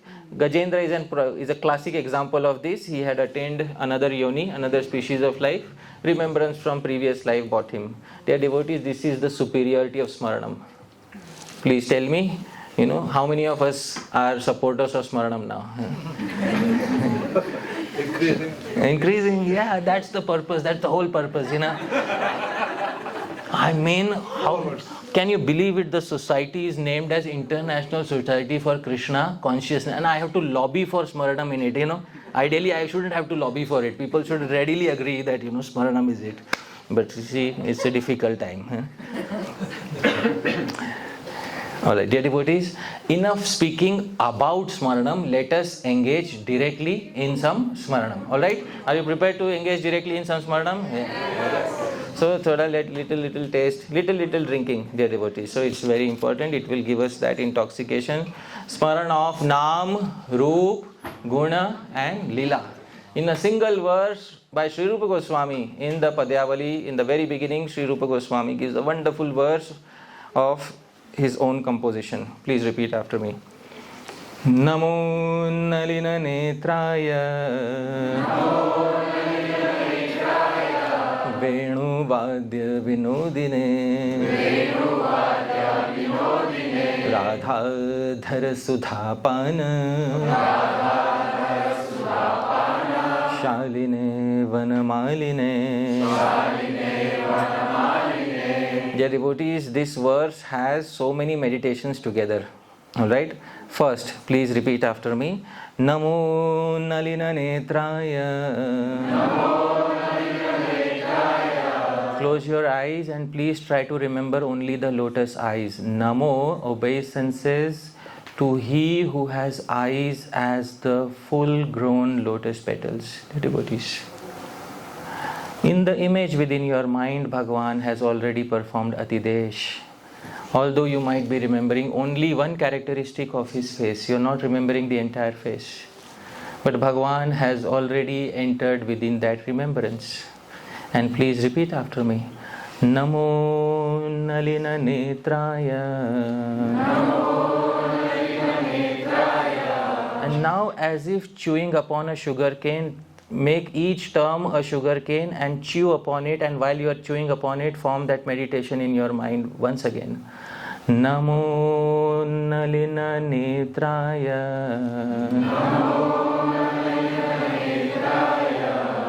Could you see the eyes of Krishna? Please raise your hands if you could see the eyes of Krishna. Dear devotees, wonderful. Now, please look at the screen again. This was which Smaran? Smaran of what, dear devotees? Rupa. This is Smaran of Bhagwan's form. Alright? Now, let's move ahead. Please repeat after me. Venu Vadya Vinodine. Venu Vadya Vinodine. He's Vinodi. He takes a lot of delight. Vinodi. He takes a lot of delight in Vadya, in playing the Venu. What is the Venu, dear devotees? Flute. So, you just have to draw a little bit under his eyes and you have to draw something else in your mind. Alright? So, please close your eyes and please repeat after me. Venu Vadya Vinodine. Venu Vadya Vinodine. So, dear devotees, this is a remembrance of Bhagavan's guna. Please look at the screen. Obeisances to him who delights in playing the flute. This is a remembrance of his guna. Now, dear devotees, a remembrance of his lila. Alright, please repeat after me. Radha Dhara Sudha Pana. Radha Sudha Pana. Shaline. Dear devotees, Shaline, he is habituated, he is expert in drinking the Sudhapana, in drinking the nectar which emanates from the lower lip of Sri Radha. Dear devotees, this is our Bhagavan Shri Krishna. Please repeat after me. Radha Dhara Sudhapana. Radha Dhara Sudhapana. Shaline. This is a remembrance of his lila. And then remembrance of his naam, Vanamaline. What is his name, dear devotees? Vanamali. There is a liberal garland hanging from his neck, dear devotees. And that garland liberally swings around him as he walks around. This is our Bhagavan Shri Krishna's remembrance. Prabhu, kindly read the translation. Obeisances to the lotus-eyed one, Rupa. Obeisances to him who delights in playing the flute, Guna. Obeisances to him who is an expert in drinking the lower lip nectar of Sri Radha, Lila. Obeisances unto Sri Vanamali, Nam. Alright, you have Nam, Roop, Gun, Lila in a single Anushtup verse, a verse of 32 syllables. Sri Rupa Goswami's expertise is that he was able to give you a complete Smaranam in the very second verse of Sri Padyavali. How many are with you now? How many are with you now? Oh, I have a few in my box. Dear devotees, if you want to perform more Smaran, then please say Hari Bol. So dear devotees, some more Smaran has to come because it's very important that we perform this Smaran. Let's focus more on the Roop of Bhagavan, dear devotees. This verse is from the Padyavali. It is originally by a devotee poet named Shri Sharadakar. Shri Rupa Goswami has compiled it in his Padyavali. The meter is Shardula Vikriditam, same as Shad Goswami Ashtakam. Can we sing together, dear devotees? Let's sing together. Pullendi Varakanti Mindu Badanam Barhavatam Sapriyam Shri Vatsankamudara Kaustubhadharam Pitambaram Sundaram Gopi नाम्नयनोत्पलार्चिततनुं गोपसङ्घावृतं गोविन्दं कलवेणुवादनपरं दिव्याङ्गभूषं भजे. Phulla Indivara Kantim. Dear devotees, his effulgence is like the full-blown blue lotus. Induvadanam, his face looks exactly like the full moon. Barahavatam sapriyam, he liberally likes to pick up peacock feathers fallen down and put on his head. Dear devotees, you can easily imagine his libertine personality. Does anybody know what is the meaning of a libertine? There is an English term, libertine. A person who easily, who's easy in talking to ladies. I hope you are able to understand. That is the meaning of a libertine. So that personality you have to have in your mind. So while walking, he is very confident in his walk, he is very confident in his talk. While walking, he casually picks up Barhavatam, peacock feather, and he ties it around. And that function of tying around is also looked upon by the gopis, because everything that he performs is immensely enchanting to their mind.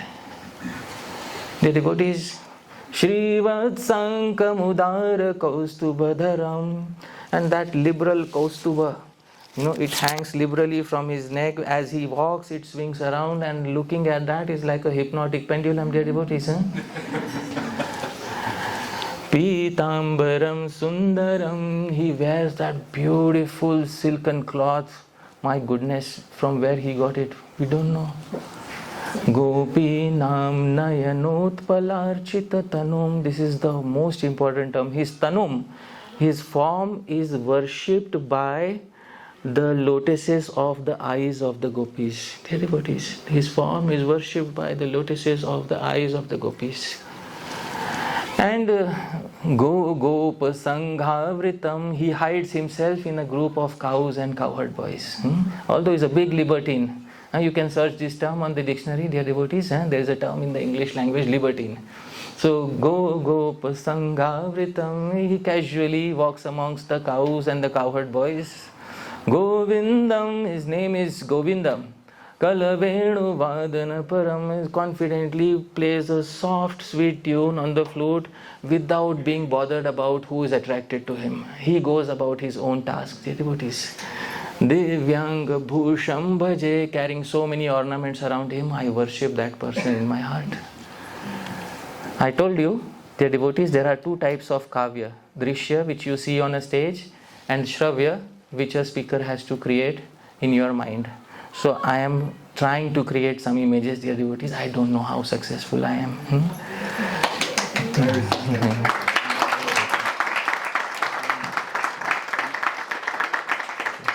This is the translation, Prabhu.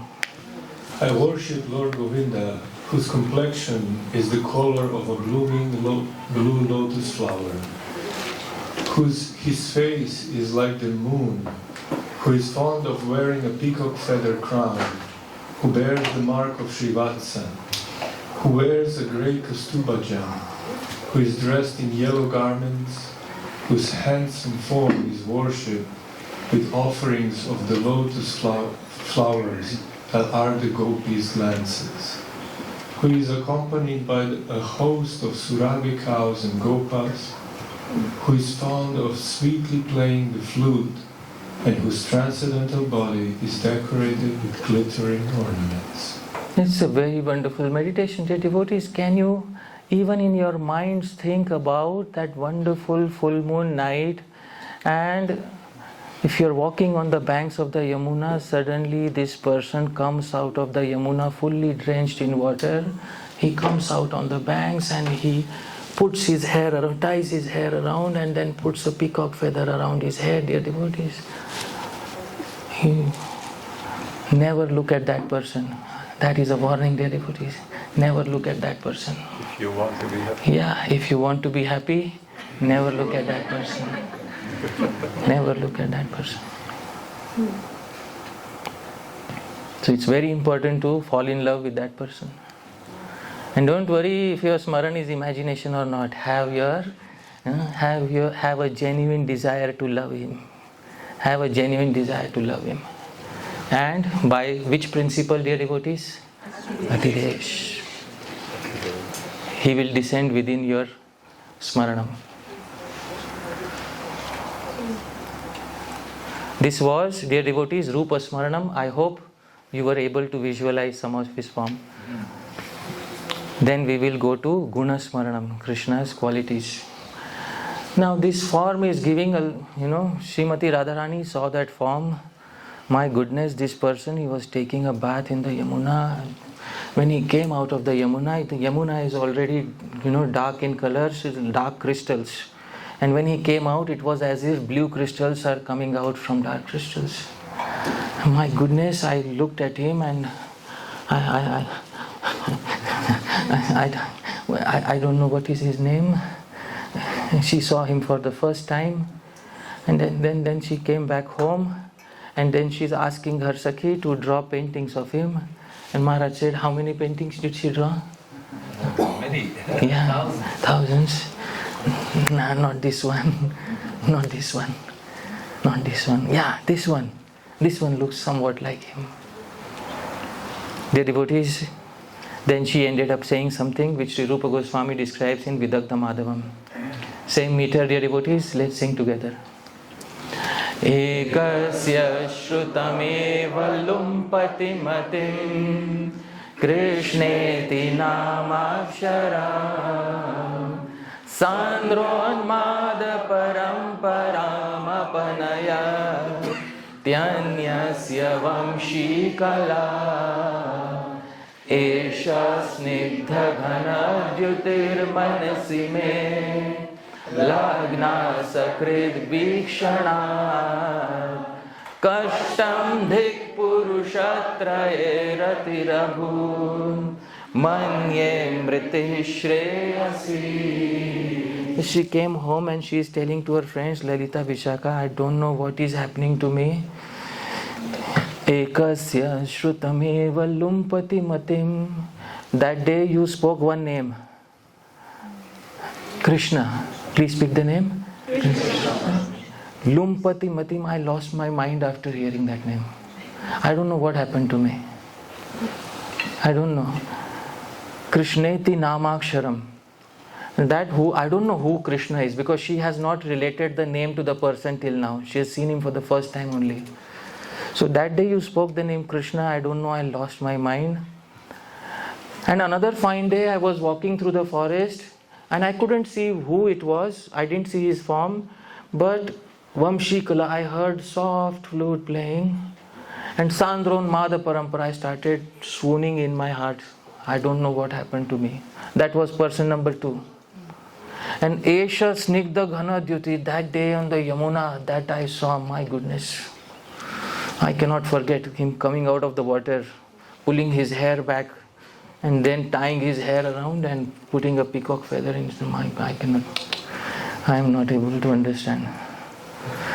Kashtam dhik purushatraye ratirabhut. I am, alas, at the same time I am attached to 3 different men.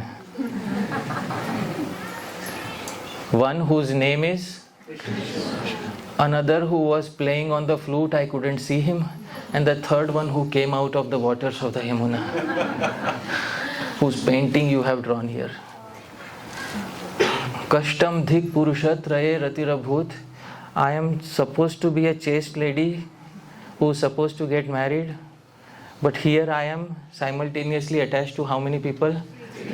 Manye mriti shre. I think death is better than living in this way. It is better to die than to live in this way. Here is the translation. Hearing the name Krishna of a particular man causes me to lose my mind. Another man plays his sweet flute and causes me to become maddened. There is also a third man whose dark cloud-like complexion has become fixed in my mind. Alas, fee on me. I am a chaste lady, yet my mind is attracted to 3 different men. I think death is preferable to living this way. This, dear devotees, is remembrance of Bhagavan's qualities by Sri Radha. Dear devotees, I will not leave you in sadness, alright? Madhuryena samapayat, alright? So, we should end with something happy. There should be smaranam of Leela. And last time I had told this Leela and I want to see how many have practiced it. So I am telling it again here this time, dear devotees, alright? One fine day, Sri Radha always wanted that when she is walking on Govardhan, he should come and stop her. And he should come and stop her, and there should be some exchange, a fiery exchange of words. So one fine day he fulfilled her desire while she was walking in Govardhan.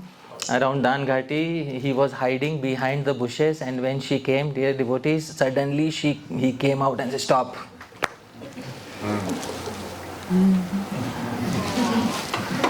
So I will give you the recollection of that pastime again, and then I will see how many of you practiced what I told you last year. Alright? So he said, you cannot move ahead yet. So Krishna stopped them, and he was with his friend Arjun Sakha. What is the name of his friend? Arjun Sakha. Arjun is the name, Sakha means friend. So Arjun said, well, stop here, you can't go ahead, you have to pay tax. But before paying tax, pay pranam to our, tax collector. Chalo, all of you pay pranam, chalo. Hare, pay pranam quickly. Why are you not paying pranam? So the gopis also had their ego. There is an ego in the spiritual world, so they had their ego. No. Why should we pay pranam? Because he is the appointed tax collector. Yeah, we know how respected he is. Everybody knows how respected he is. Don't tell us how respected he is. We know already. We cannot pay obeisances to him. Why? Because we have taken a vow today. What vow? Purnamasi Devi has told us that you have to take all of these, in their pots they are carrying all of this milk, ghee, yogurt to the fire sacrifice of Bhaguri Muni. So we are also under a vow and we cannot pay obeisances to anybody else. Acha. Then Arjun Sakha said, but our toll collector has also taken a vow.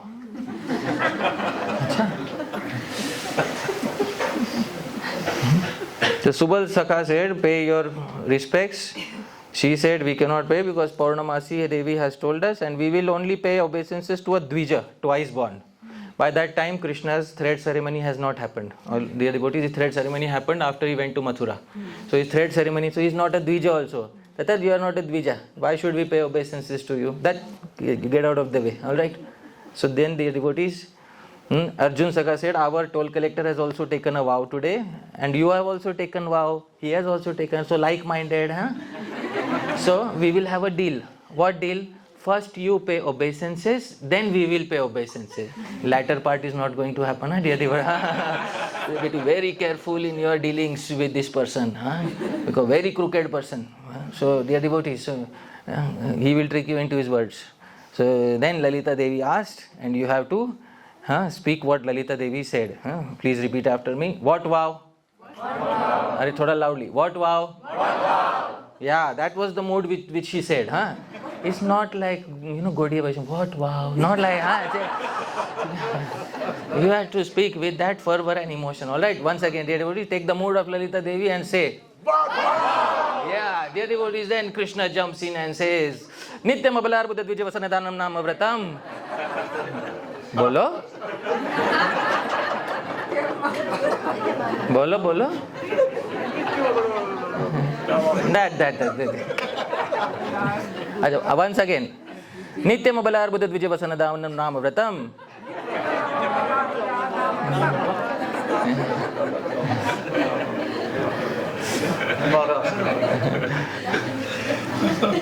How will you defeat Krishna if you have to practice every day?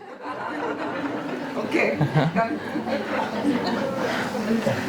ठीक है? So चलो, I will make it easy for you. ठीक है? Please repeat after me. Nityam, Abala, Arbuda, Dvija, Vasana, Dhanam, Nama, Vrata. Alright, now I will speak the Sanskrit term and I will show the English terms, and then you speak the English term because I have given numbers 1, 2, 3, 4, 5, 6. Alright, So I will speak the Sanskrit, but you only have to speak the English translation. All right? Nityam, Abala, Arbuda, Dvija, Vasana, Dhanam, Namavratam. This is the name of the vow. What is the vow, dear devotees? The vow of donating cloth every day to 100 million helpless brahmanas.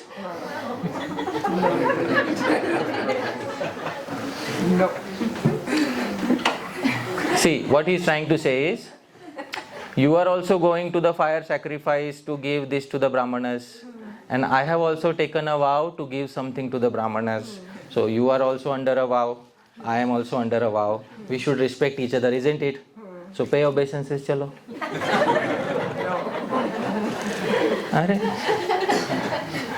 You should pay first.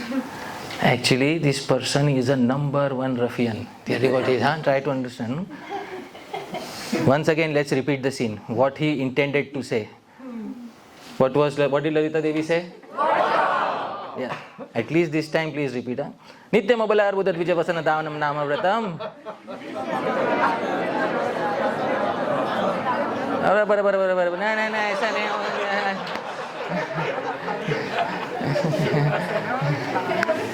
This is not how it is going to work. Chalo, this time last time we saw from Sri Radha's mind, this time let's see from Krishna's mind what it means. Alright, dear devotees? Here it is again.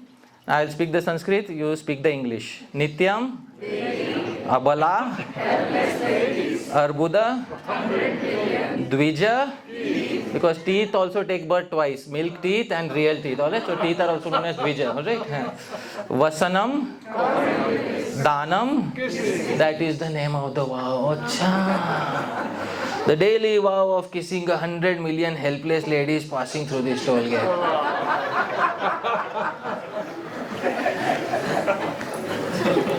This is Sri Rupa Goswami's Dan Keli Kaumudi. You can imagine what Sri Raghunath Das Goswami would have gone through when he, read this. I told you, Hasya Ras is the immediate accomplice of Madhurya Ras. Yesterday I told you, dear devotees. So that you are experiencing Hasya Ras, which means one Ras is nearby. Which Ras is nearby? Madhurya Ras, dear devotees. What reply do you give to such a person? It's only gali, You can give an abusive word, and that will satisfy your heart. And they do that in Sri Vrindavan, dear devotees. So Maharaj said there are 6 things which happen only in Vrindavan. What are the 6 things? Dan, Man, Holi, Chori, Ras, and Gali.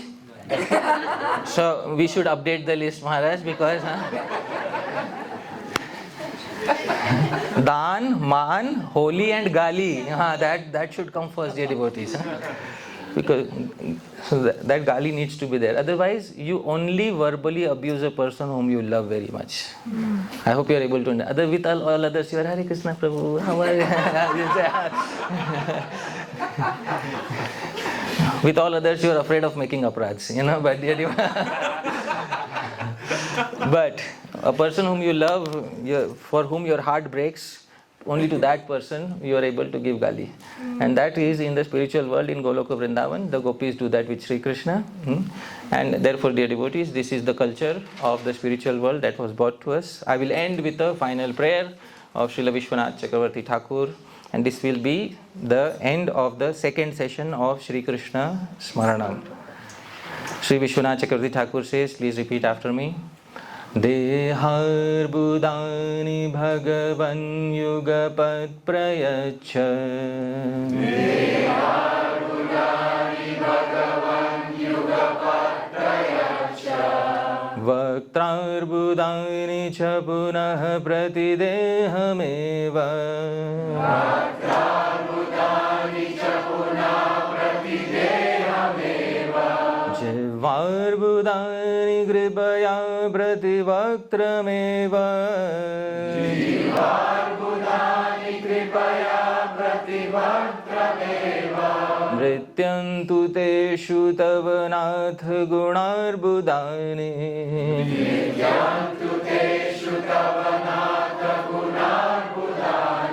Bhagavan, Deha Arbudani, kindly give me 100 million bodies at once.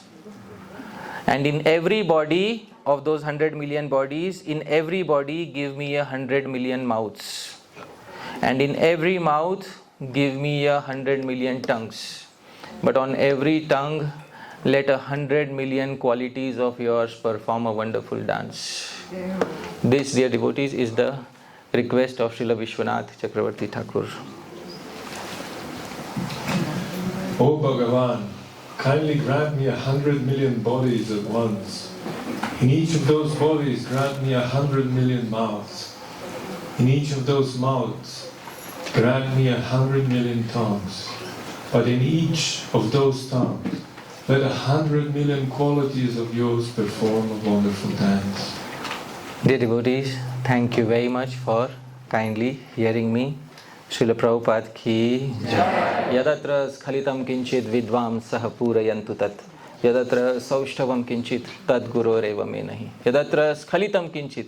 It is possible I might have slipped on the path, I might have made a mistake, because human beings, I am an ordinary human being full of the 4 defects that all human beings have.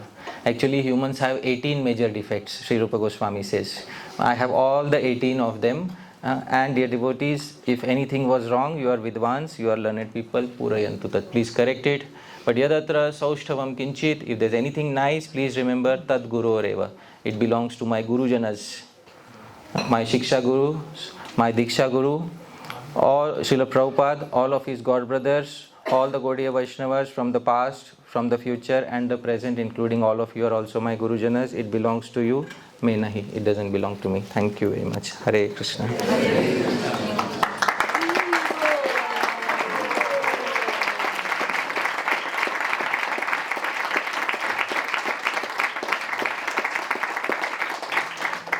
A summary, dear devotees, a few takeaways, because some things will be forgotten quickly. First is, you can select any limb of bhakti amongst the 64 or millions of limbs of bhakti after you have fulfilled your vows to your gurujanas.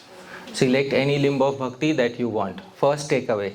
Second, Sri Rupa Goswami has said, according to your vasana, your desire, you perform bhakti.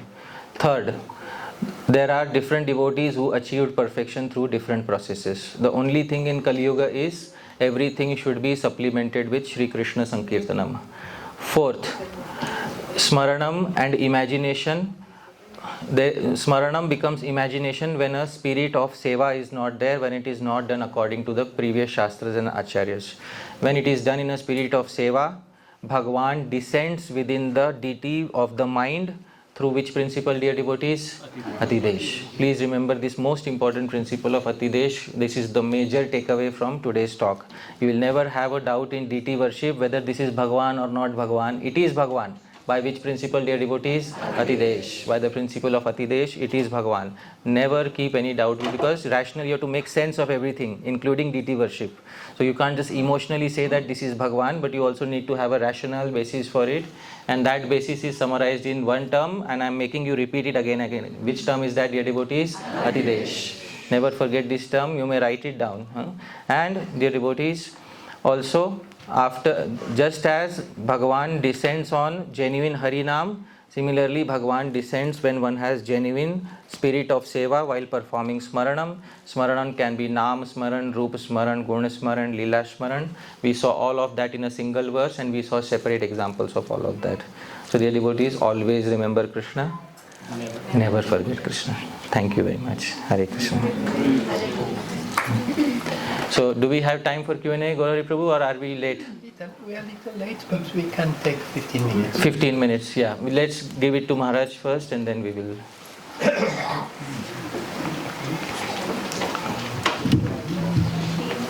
Hare Krishna. Again, I thank you very much for this enlivening and inspiring presentation.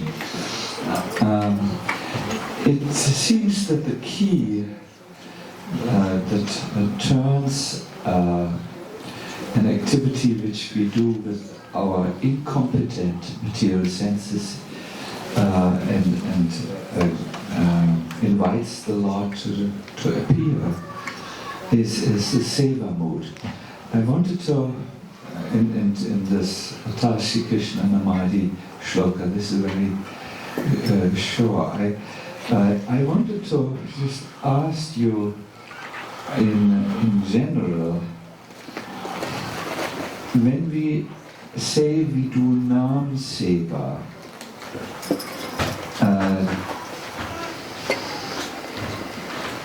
does this mean we chant the holy name, we sit and we chant with the mood to please the Lord, and maybe arrange programs for devotees to do and so on.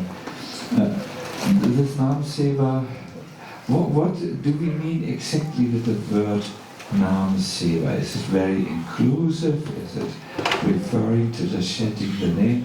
And this was only the prelude.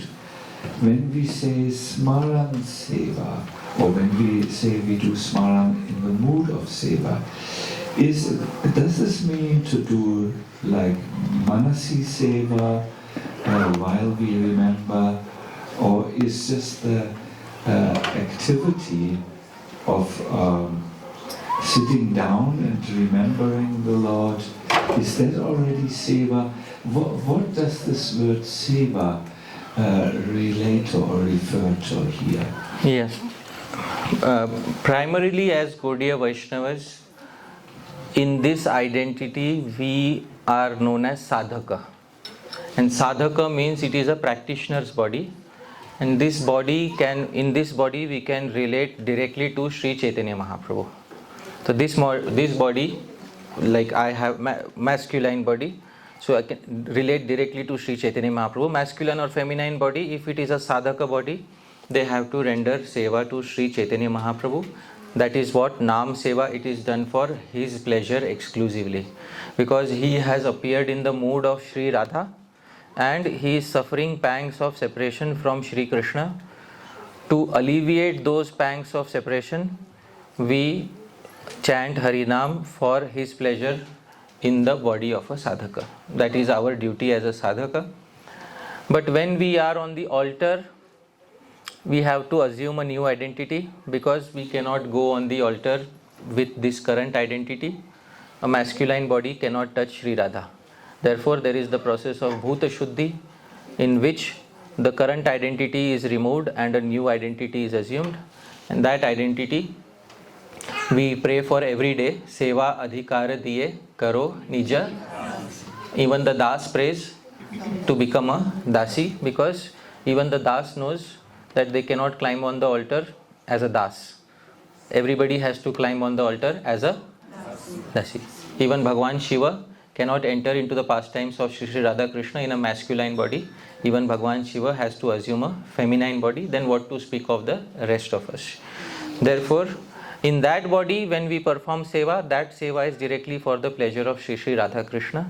In the sadhaka body, that's whatever seva related to Nam we perform, maybe uttering Harinam Kirtan, or maybe bringing new people to the path, or maybe giving them some books, or maybe organizing a Kirtan festival.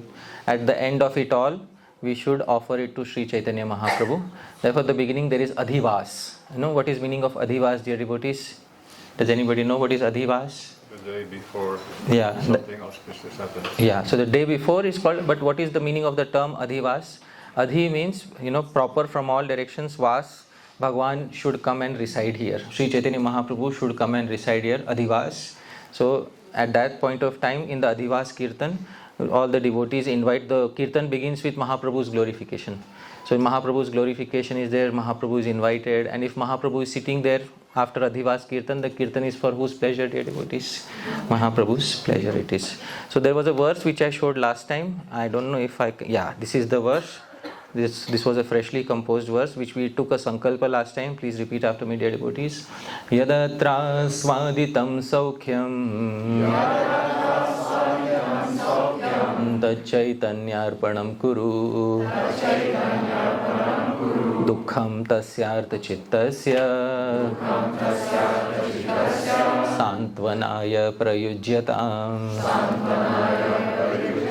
Yad atra aswaditam saukhyam. Whatever happiness was experienced by you here, tat chaitanya arpanam kuru. Happiness you can directly offer to Sri Chaitanya Mahaprabhu.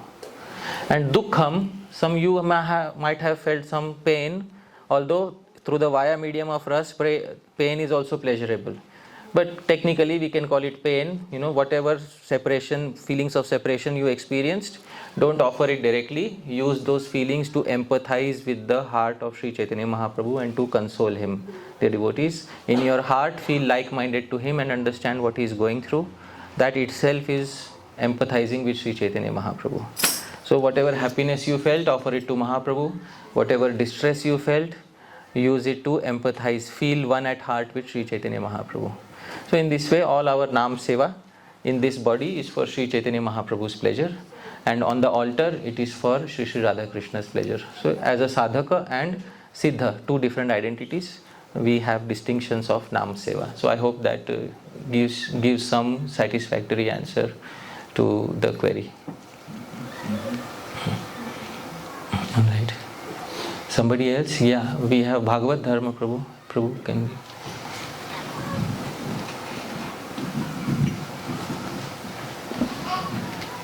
Hare Krishna, Prabhu, thank you very much.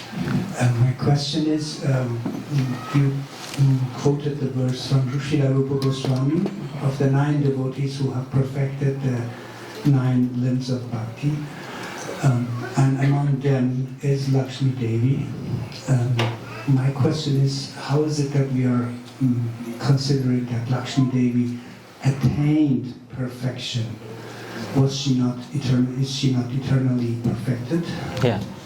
So how is it that Lakshmi Devi attained perfection? Is she not eternally perfected? So Lakshmi Devi is eternally perfected, and yet there are new candidates who attain that particular position. In the Brahma Samhita it is said, Lakshmi Sahasra Shata Sambhrama Sevyamanam. While Lakshmi, you could have said Gopi and the meter would not have broken. You could have equally said Gopi Sahasra Shata Sambhrama Sevyamanam. So there are gopis who are Nitya Siddha, and there are new gopis being added all the time. And Sri Sanatana Goswami says in his commentary to Brihad Bhagavatamritam that those individuals who have recently joined the spiritual world, they have a technical name. He gives a technical name to it. He calls something like Abhinav Pravishta, or those who have just entered into it. There's an exact term for it. I had written an article about it. So those who have just entered into the Leela are also there, and the eternally perfected ones are also there. Question arises, if somebody has just entered into the Leela, wouldn't they become different from those who are eternally present and serving Śrī Krishna? So the answer is given by Sri Jiva Goswami in Priti Sandarbha. The answer is no, because unlimited bodies are within the body of Śrī Krishna, and when a Jiva attains perfection, he takes one of those bodies and assigns that body to the Jiva. So the body has been there in the body of Śrī Krishna since beginningless time. The body was not created at any point of time. So even when we go to the spiritual world, a body which will be assigned to us, that body is already present in the body of Śrī Krishna right now. So there was no new creation in the spiritual world, but there are they have joined at a certain point of time. So Sri Sanatana Goswami says they are Abhinav. Abhinav means newly introduced into the spiritual world.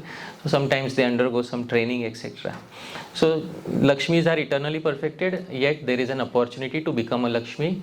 Queens of Dwarka are eternally perfected, yet there is an opportunity to become a queen of Dwarka. Gopis are eternally perfected, yet there is an opportunity to become a Gopi. Manjaris are eternally perfected, yet there is an opportunity to become a Manjari. I hope that satisfies your query. Thank you. Yeah. Omkareshwar Prabhu. Gaurhari Prabhu, you have to tell me when to stop, alright? Okay. Hare Krishna Prabhu, Yeah. very grateful for this very comprehensive presentation about Smaranam. It clarifies many doubts. And I have a very small query about normally every day when we do Ashman, we sing this mantra, Om Pavitra Pavitrova Sarvavastam Katopiva Yeh Samret Pundari Kapsha Se Bhayabhendra Suji. So in this Yeh Samret Pundari Kapsha, will this also come in the Samaranam when we chant every day this? Yeah. While you are remembering it, Yah Smaret. Smaret is Vidhiling.